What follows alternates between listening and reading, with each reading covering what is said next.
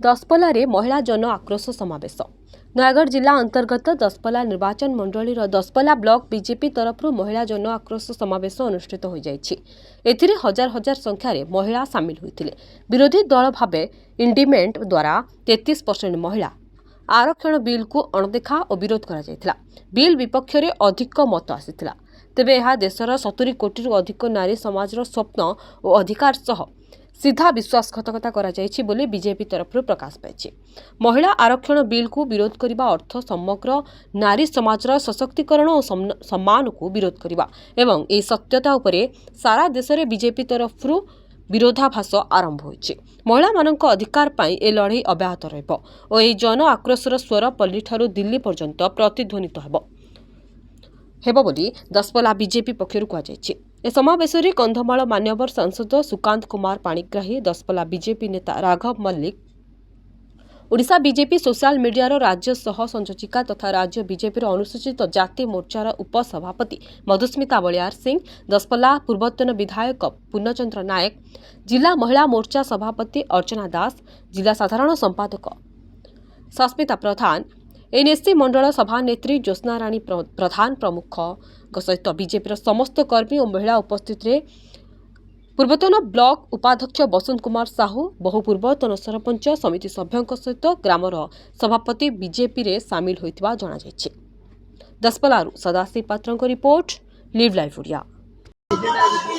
आज प्रोग्राम थिला नारी शक्ति जन आक्रोश, जोटा कि आमर यशस्वी प्रधानमंत्री श्री नरेंद्र मोदी जितेबाला महिला सशक्तिकरण सबुठ दृढ़ पदक्षेप नेउथिले, जो महिला मानक नेतृत्व करने सुजोग मिलता।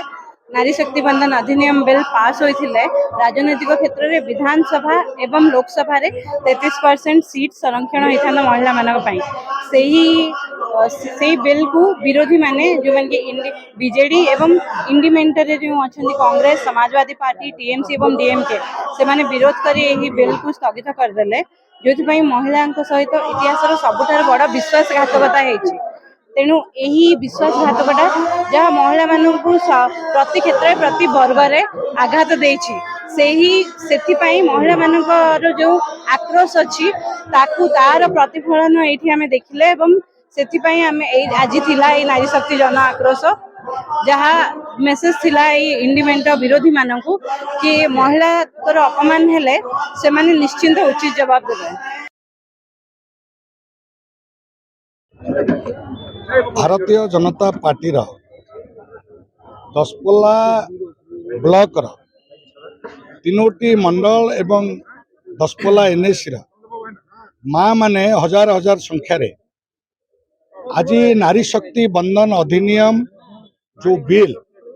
पार्लियामेंट रे आगत होता ताकू इंडिमेंट एवं बिजु जनता दल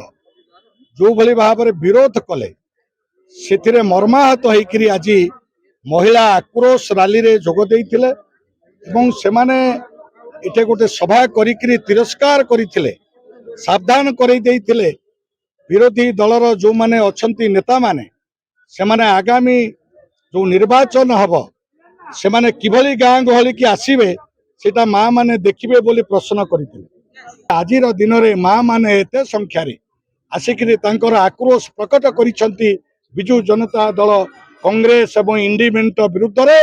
तांकर जो मौलिक अधिकार आज हनन है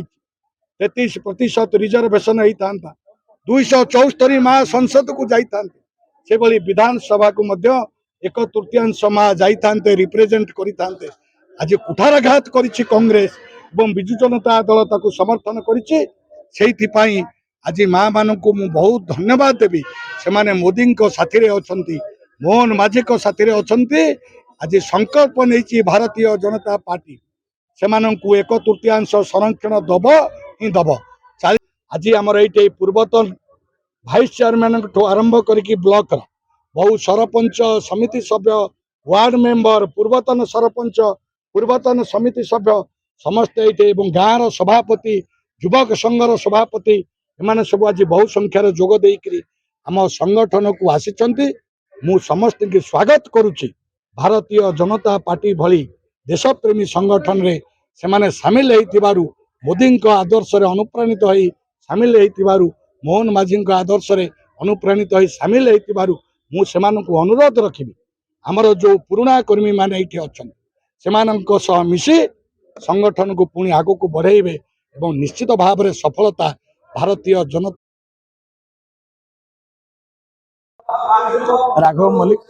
भारतीय जनता पार्टी दसपल्ला निर्वाचन मंडल नेता देखु मोदींकर जो नीति आदर्श मोदींकर जो नेतृत्व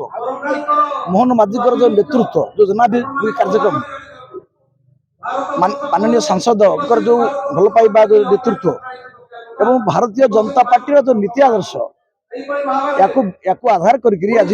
भारतीय जनता पार्टी रे बहुत विजु जनता दल कार्यकर्ता जोग देते स्वागत करुचु दक्षता थी ग्रहण कलु और नहीं आम दल आगू बढ़